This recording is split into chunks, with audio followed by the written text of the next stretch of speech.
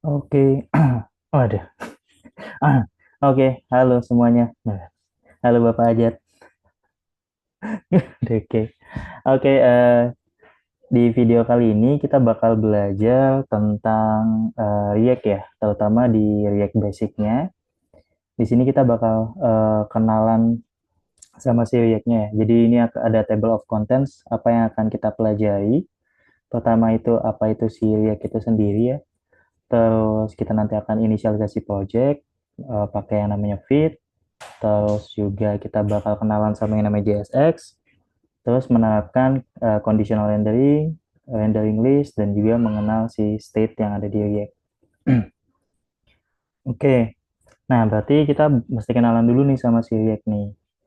Nah, jadi React itu apa sih? Nah, buat teman-teman mungkin yang sebelumnya pernah ngedevelop website yang interaktif ya, biasanya mungkin teman-teman ngedevelopnya pakai JavaScript DOM manual gitu ya, atau ada juga yang pakai library kayak jQuery. Nah, itu sebenarnya bisa-bisa aja kita pakai JavaScript DOM ataupun si jQuery ya. Cuma semakin ke sini aplikasi itu makin interaktif ya, makin kompleks. Jadi kita butuh sesuatu yang mungkin memudahkan kita dalam pembuatan si user interface atau si uh, webnya ya. Nah, di sini ada sebuah library yang namanya React. Dia itu bisa ngebantu kita untuk ngebuat si user interface ya untuk web ataupun juga native. Jadi dia nggak cuma di web juga doang sih sebenarnya. Ada juga yang versi native-nya juga. Oke, nah nanti si React ini bisa ngebantu kita untuk mecah tampilan-tampilan yang kita punya. Jadi pecahan yang kecil-kecil gitu ya. Dia namanya components. Jadi tampilan yang kita punya itu bakal dipecah jadi kecil-kecil yang dinamain komponen. Yang mana nanti si komponennya itu bisa kita kombinasiin untuk membentuk satu halaman yang utuh gitu ya. Contohnya di sini dia ada komponen namanya video, terus di dalam video ini juga dipasang komponen-komponen lainnya gitu. Nah, terus di React ini kita juga untuk nulis si code React-nya itu kita bakal pakai markup ya. Dan juga sebenarnya ketika kita bikin komponen di React itu, si komponen itu sebenarnya sebuah JavaScript function gitu ya. Dan ketika kita butuh sesuatu, misalnya mau ngelakuin conditional rendering, atau mau misalnya nampilin list, kita bakal pakai fitur yang udah ada di JavaScript. Yaitu kalau kondisional, berarti kita bisa pakai if statement, ternary operator, dan sebagainya. Kalau mau nampilin list, kita bisa pakai prototype function dari array yang namanya map gitu. Jadi ketika kita pakai React ya kita sebenarnya lagi pakai JavaScript gitu. Nah, untuk penulisan sintaksnya dia itu ini kalau teman-teman lihat ini sebenarnya bukan HTML biasa ya. Jadi di sintaksnya itu namanya JSX, JavaScript Syntax Extension yang dipopulerkan oleh si React itu sendiri. Jadi nanti kita bisa nulis logic dan juga si markup-nya itu berdampingan gitu ya. Gitu. Nah, ini ada contohnya juga kalau seandainya teman-teman mau bikin website yang interaktif, kayak misalnya satu halaman yang ada list video dan mau nambahin fitur search di React itu, nanti teman-teman bisa bikin kayak misalnya nge-search kayak gini nih React gitu ya. Nanti bakal langsung tampil si data sesuai dengan keywordnya gitu. Nanti kita bisa bikin komponen-komponen dan membuat si website interaktif seperti ini. Nah, mungkin itu ya seputar basic atau intro tentang React-nya ya. Dari Bapak Ajat mungkin ada pertanyaan dulu mungkin. Belum ada, Pak. Masih aman. Oke, kalau gitu kita lanjut ya. Oke, kita bakal lanjut untuk ke inisialisasikan si React project-nya ya. Nah, cuma untuk buat project React-nya, di sini kita bakal pakai bantuan dari yang namanya Vite. Nah, jadi si Vite ini sebuah next generation front-end tooling ya, di mana nanti kita udah banyak hal yang di-handle sama si Vite ini gitu ya. Jadi dia udah ngebikinin server development-nya, terus ngehandle auto update-nya kalau kita ngebahas sesuatu. Terus dia juga ngehandle banyak hal kayak TypeScript, JSX, dan lain-lain. Jadi kita bakal pakai Civit untuk create project-nya. Di sini kita lihat ke get started. Nah, ini ada penjelasan overview tentang Civit-nya ya dan pengumpulan Civit-nya. Nah, untuk mengenerate project-nya, kita bisa pilih sebenarnya beberapa template nih yang udah disediain. Nah, kita bakal fokus pakai template React yang versi JavaScript-nya ya. Oke, untuk nge-create project-nya, di sini teman-teman bisa pilih mau pakai package manager yang teman-teman suka. Ini ada beberapa pilihan. Misal di sini aku pakai yang npm aja, aku copy command-nya kayak gini. Terus aku buka terminalku. Kebetulan di sini aku pakai Visual Studio Code ya untuk ngoding di kali ini gitu ya. Yang aku paste command-nya, lalu aku jalanin. Nanti di sini kita bakal dimintain project name-nya apa. Misalnya aku namain, misalnya aku mau bikin to-do list ya, to-do app gitu ya. Nah, di sini kita bakal ditanyain mau pakai framework atau library apa gitu ya. Misalnya kita pilih React, lalu kita pilih varian React-nya yang apa, yang JavaScript kah, yang TypeScript kah. Kita pilih yang JavaScript aja ya. Oke, maka nanti akan tergenerate sebuah project to-do app ya. Terus di sini kita dikasih instruksi untuk masuk ke folder project-nya. Terus kita diminta untuk jalanin npm install ya, untuk menginstal package-nya. Nah, nanti kalau udah instalasinya kelar, teman-teman bisa jalanin si project-nya pakai npm run dev. Gitu.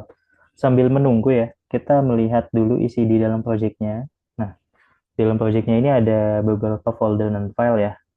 Tentunya ada package JSON di sini. Di package JSON ini teman-teman bisa lihat ada beberapa script yang bisa kita running ya. Salah satunya adalah npm run dev untuk ngejalanin development servernya. Saya kita jalanin ya. Ini aku clear dulu npm run dev. Oke, di sini juga terlihat ada dependencies React dan React DOM-nya. Terus ada beberapa development dependencies ya. Nah, oke. Jadi ketika kita belajar React, yang kita buat di kesempatan kali ini adalah single page application, di mana HTML-nya itu cuma ada satu gitu ya. Jadi ketika kita npm run dev tadi, si Vite itu akan ngejalanin indeks HTML ini, lalu dia akan menjalankan ya HTML ini dan nge-render si div ini dan juga script-nya. Yang mana di dalam script-nya ini, kalau kita lihat, dia ada beberapa hal ya. Ada codingan React awalnya. Mungkin di sini aku jelasin sedikit ya. Jadi yang pertama di sini ada create, di mana kita perlu ngebuat nih, di mana sih nanti project React kita akan ditampilin di browser gitu ya, atau istilah kerennya di render, di mana si project kita bakal di render atau si aplikasi kita. Kita akan render di elemen yang ID-nya root, which is tadi yang di HTML ya. Di HTML tadi ada div yang ID-nya root. Berarti nanti aplikasi kita bakal ditaruh di div yang ID root ini. Terus yang di render tuh apa? Atau yang ditampilin ke div ID root itu, yaitu si app ini. Jadi ada satu file yang namanya app.jsx. Di sini codingan starter awalnya ya, ketika kita bikin project React pakai Vite. Kalau kita buka misalnya ya, nah ini aku pakai Google Chrome aja deh, yang lebih enak. Nah, aku close dulu. Nah, tampilan awalnya seperti ini, dan dia ada counter button ya. Kalau kita pencet, dia langsung reaktif nambahin si nilai counternya. Oke, kita balik lagi ke project structure-nya tadi. Oke, tadi ada main.jsx dan app.jsx. Main.jsx ini singkat cerita tadi ya, di mana kita bakal menampilkan project kita dan apa aja yang akan kita tampilkan. Tadi kita tampilin di div yang ID-nya root, yang ditampilkan adalah si file app kita ya, which is si file app ini. Dan di sini juga ada dua file CSS. Si file CSS-nya ini bisa diimport ya, atau diimport di main.jsx yang indeks CSS-nya. Dan si app CSS ini diimportnya di app CSS. Jadi di React itu kalau teman-teman mau pakai CSS, bisa dibikin file CSS-nya lalu diimport seperti ini. Nanti kelas-kelasnya itu bisa langsung dipakai gitu. Oke, itu pengenalan project structure-nya ya. Di sini juga ada folder public. Teman-teman bisa taruh logo-logo yang sifatnya public juga di dalam sini juga bisa. Nah, di sini juga ada Aslin config buat teman-teman yang udah pernah pakai Aslin. Nah, di sini teman-teman bisa setting Aslin config sesuai kebutuhan teman-teman. Dan juga di sini ada konfigurasi untuk si VT-nya itu sendiri ya. Oke. Nah, sekarang kita bakal coba perhatiin si app JSX ini gitu ya. Oke. Nah, kalau teman-teman lihat di sini di app JSX-nya ya, di app JSX-nya ini kita punya sebuah function app gitu ya. Lalu kita export si function app-nya, export default. Karena di sini di export default, jadi bisa diimport ya di sini dan di render gitu. Nah, cuma di app JSX ini sih dia itu berupa function yang mereturn tag seperti HTML gini ya. Nah, pertanyaannya apakah bisa gitu ya JavaScript mereturn tag HTML? Misalnya coba kita tes di terminal ya. Not misalnya. Kegedean. Saya zoomnya deh. Misalnya di sini saya bikin function render katakanlah ya. Saya mau return H1 gitu. Halo H1. Kayak dia aja nih, dia nge-return ya gitu ya. Nah, misalnya dia dikasih kurung, mirip kayak bawaan CVT-nya. Nah, kita bakal kena error. Kenapa? Karena yang teman-teman lihat di sini itu bukan HTML, ya, bukan sebuah HTML. Jadi yang ada di dalam sini, yang ada di dalam return function app ini adalah yang dinamakan JSX gitu ya. Nah, sekarang kita bakal kenalan sama yang namanya JSX. Oke, jadi JSX itu apa ya? Oke, misalnya kita coba buka dokumentasi React-nya ya. Kita cari tentang JSX. Nah, ada nggak nih di sini? Nah, ada nih. Oke, kita coba pahami dari dokumentasi React ya. Apa sih si JSX itu gitu ya? JSX itu sebuah syntax extension untuk JavaScript yang mana kita bisa nulis markup seperti HTML ya di dalam JavaScript file. Jadi tadi kan kita udah coba ini ya, sebenarnya di dalam Node.js itu sendiri, teman-teman nggak bisa nih nge-return HTML langsung gitu ya, atau si JSX-nya langsung gitu. Ini nggak bisa nih. Nah, mana tadi? Hilang. Nah, jadi di React, nah, si JSX ini dipopulerkan oleh React, yang mana si JSX ini adalah suatu syntax extension yang memungkinkan kita nulis markup ya, seperti HTML di dalam sebuah JavaScript file, function, ataupun variabel. Nah, jadi di sini ada ini ya backstory-nya ya. Biasanya kan web itu dibikin dari HTML, CSS, dan JavaScript. Untuk bertahun-tahun lamanya ya, kita terbiasa memisahkan HTML sebagai si kontennya, CSS sebagai desainnya, JavaScript sebagai logiknya. Dan biasanya di file terpisah. Nah, tapi sekarang itu web itu makin interaktif katanya. Yang mana logik itu bakal menentukan sekali konten yang tampil. Dan sedangkan JavaScript inilah yang bertugas untuk nentuin apa yang tampil gitu. Nah, di sini kenapa si React ini mencoba menggabungkan si rendering logiknya dan markupnya ini untuk hidup bersama gitu ya di satu tempat yang namanya komponen. Nah, jadi sekarang kita baru belajar React basicnya ya. Nah, kita udah kenalan tuh sama satu terminologi namanya komponen. Jadi si app ini adalah namanya komponen. Cuma nanti pengupasan komponen lebih dalamnya di video selanjutnya ya. Nah, jadi si komponen app ini ya ada logic dan juga ada markupnya. Jadi sekarang ketika kita pakai React, si JavaScript dan markupnya ini bisa ada di dalam satu tempat gitu ya.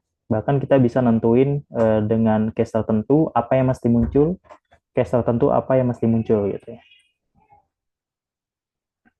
Nah, karena si karena si JSX ini bukan HTML ya, tentunya dari segi penulisannya ada beberapa hal yang perlu disesuaikan gitu ya. Dan mungkin sedikit yang perlu teman-teman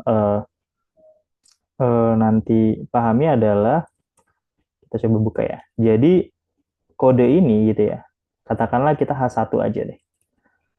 Jadi di sini ada JavaScript compiler yang namanya Babel. Jadi JSX itu sebenarnya nggak bisa jalan di browser karena dia bukan HTML gitu ya. Dia JavaScript extension sehingga si kode JSX ini harus di-compile lah menjadi JavaScript yang valid yang bisa jalan di browser. Nah, di sini salah satunya adalah ada tools yang namanya Babel untuk nge-compile si JSX-nya. Kalau nggak salah dia ada levelnya ya. Nah, contoh ya, di sini presetnya udah pilih React ya. Jadi kalau aku paste kode JSX misalnya kayak, oh yang tadi di terminal ya, yang ini nih, function render bla bla bla ya.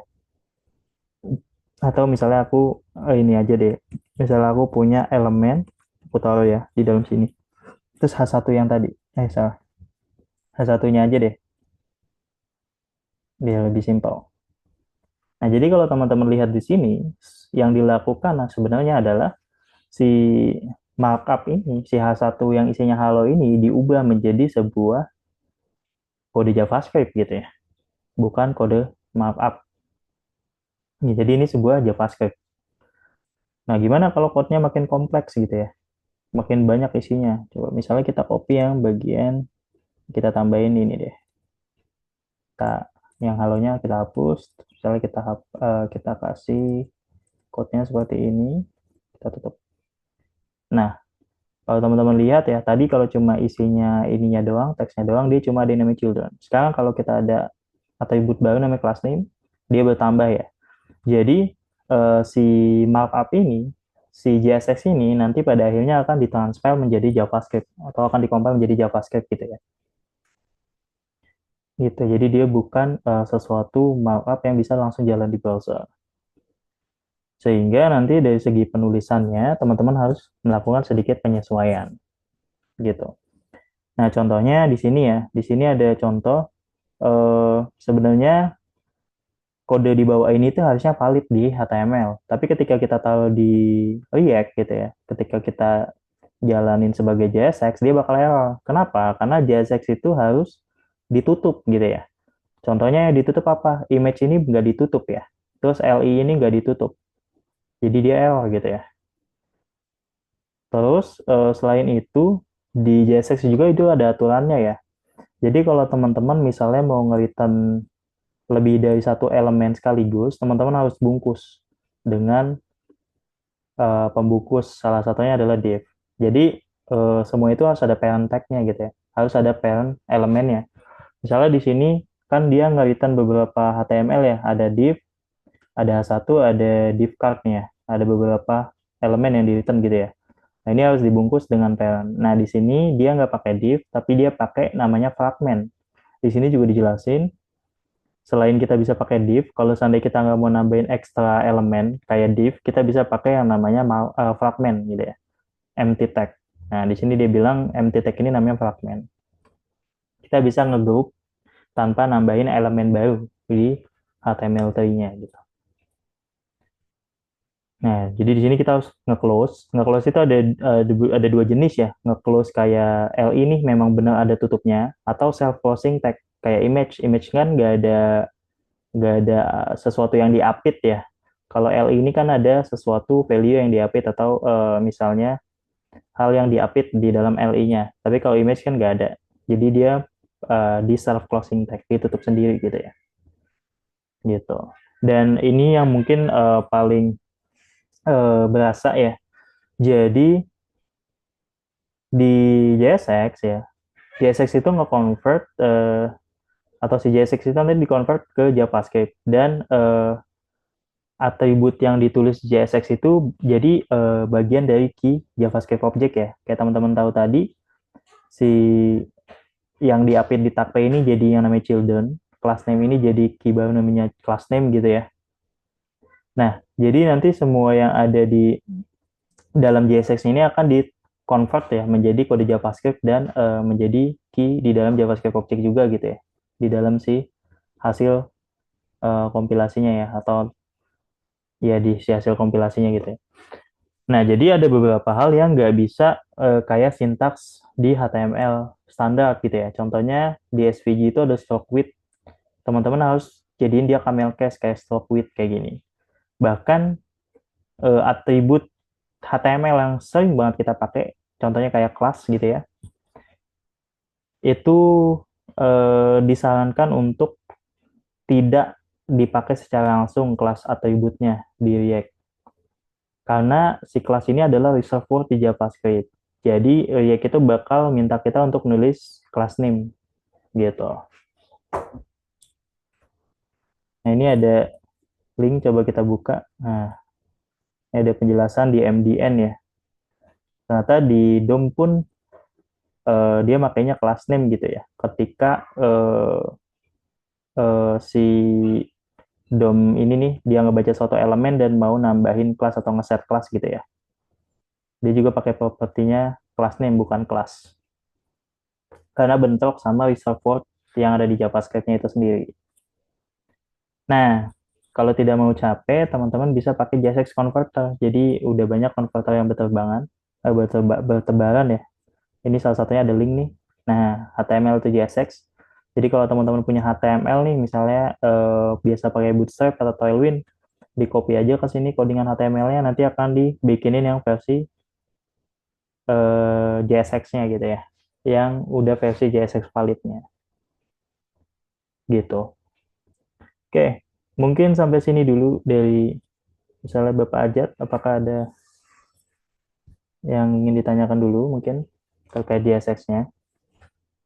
Oke, berarti si kode di React yang kita lihat yang sepertinya, bukan sepertinya ya, memang ya seperti HTML itu sebenarnya bukan HTML ya, tapi JSX ya. Dan Betul, walaupun mirip secara sintak, sebenarnya dia berbeda ya gitu kan. Dan ada beberapa aturan yang perlu kita ikuti ya agar ya si JSX ini bisa dirender di browser lah intinya kayak gitu ya Pak. Sama tadi kalau nggak salah pakai Babel ya Pak ya untuk gimana si JSX ini bisa dikenali oleh browser ya karena balik lagi ya JavaScript itu kan berkembangnya pesat ya cuma dari browsernya itu kan masih belum bisa ngenali ya jadi tugas si Babel ini bagaimana si JSX bisa dikenali dan dirender oleh browser kurang lebih kayak gitu ya Pak. betul, kurang lebih kayak gitu. Jadi ini bukan HTML, ini adalah markup JSX yang mana nggak bisa dibaca browser. Jadi harus dibantu dengan tool semacam Babel untuk nge-convert jadi JavaScript yang valid, yang bisa dibaca browser gitu ya. Oke, oke, Oke, sip. Kalau gitu oke, kita lanjut ya. Nah, jadi kita bakal coba kita bermain-main sedikit ya dengan si JSX-nya gitu ya. Nah, jadi di sini ada beberapa hal, mungkin aku bakal coba delete dulu aja. Ini juga akan aku delete dulu aja, gitu ya. Ini aku kasih fragmen awalnya yang tadi ya, sebagai pembungkus tag-nya. Nah, terus di sini juga ada app CSS nih. Nah, di sini app CSS-nya mungkin aku hapus juga ya isinya biar tidak bentrok stylingnya. Nah, aku bakal coba pakai Bootstrap ya untuk membuat tampilannya biar lebih rapih gitu ya. Get Bootstrap. Nah, jadi buat teman-teman yang belum tahu Bootstrap, Bootstrap itu adalah CSS framework ya yang bisa dipakai untuk mempercantik tampilan website teman-teman. Di sini aku bakal pakai Bootstrap buat tampilannya. Nah, kalau teman-teman nanti butuh pasang CDN seperti ini, teman-teman bisa pasang CDN-nya di indeks HTML dari si project-nya ya. Nah, kita taruh di sini. Oke, sekarang untuk ngetesnya aku mau coba pakai button yang ada di Bootstrap gitu ya. Nah, ini ada contoh button yang ada di Bootstrap. Oh, ini nggak kelihatan bedanya ya. Kita coba yang button primary ya. Nah, sekarang misalnya aku coba paste di sini ya. Nah, oke. Sip. Sekarang aku coba lihat. Oke, buttonnya nampil ya. Nah, sini aku coba buka DevTools ya. Nah, jadi yang kelas tadi ya, kelas itu sebenarnya kalau ditanya jalan atau enggak, jalan aja. Cuma kita bakal kena warning error kayak gini nih. Ya, warning tapi tipenya error ya konsolnya. Merah gini. Kena invalid DOM property class. Kita diminta untuk ngeganti dia jadi class name. Nah, tadi kalau teman-teman misalnya mau pakai tools Bootstrap yang dia belum ada contoh code JSX-nya, bisa pakai HTML to JSX buat nge-convert si code-nya ya, kayak gini. Sah. Nah, ini udah jadi nih yang versi JSX validnya gitu ya. Nah, sekarang harusnya kita udah nggak kena warning merah lagi. Oke, misal di sini aku mau pakai atau mau buat list ya. Misalnya aku mau nampilin suatu list, ini juga aku akan convert ya. Oke, sorry. Ini aku copy, terus aku tampilkan di sini. Ini misalnya aku pakai div aja deh. Aku mau pakai kontainernya punya si Bootstrap. Nah, misalnya di sini aku ada satu namanya to-do list. Ini ya. Oke. Nah, udah nampil nih sebuah halaman. Di sini ada to-do list, terus di sini ada listnya ya. Listnya apa aja. Oke, terus sekarang aku mau cobain conditional rendering. Nah, kita mau cobain sih conditional rendering misalnya. Nah, iya kalau seandainya teman-teman katakanlah misalnya aku punya si halaman to-do list ini ya. Terus misalnya di sini itu ternyata aku mau bikinnya itu berupa halaman gitu. Mau berupa halaman kayak gini. Misalnya ini aku namain ini homepage-nya gitu ya katakanlah. Terus kita punya lagi halaman add to do page gitu ya. Nah, di add to do page ini dia ada header-nya kayak tadi ya. Tapi di sininya bukan bukan ULLI ya, tapi inputan. Input saya cari input dulu. Dah. Oke, kita cari yang input biasa aja dulu ya, yang form control nih. Ah, ah, ah, ah, ah, ah. Kayaknya yang ini aja. Ada enggak? Sepertinya yang ini bagus. Kita copy yang atasnya. Kita convert dulu ke JSX. Nah, biar rapi. Sip. Saya paste inputnya. Sekarang saya punya eh, halaman to-do list sama add to-do gitu ya. Di sini misalnya, nanti nggak usah pakai label ya. Nah, kayak gini. Kita tulis what your new to-do here, gitu ya. Nah, misalnya saya kasih dia satu tombol gitu ya. Button, class name-nya itu kalau nggak salah button primary gitu ya. Create atau add. Nah, kayak gini. Nah, kalau kita punya halaman website, otomatis kan ketika kita pindah halaman, kita bakal ganti nih isi kontennya gitu ya. Kita pencet ini ganti, kita pencet ini ganti gitu ya. Nah, kita juga mau melakukan hal yang sama. Nah, di React gimana? Atau di JSX-nya ini. Nah, di sini kita bisa pakai yang namanya conditional rendering gitu ya.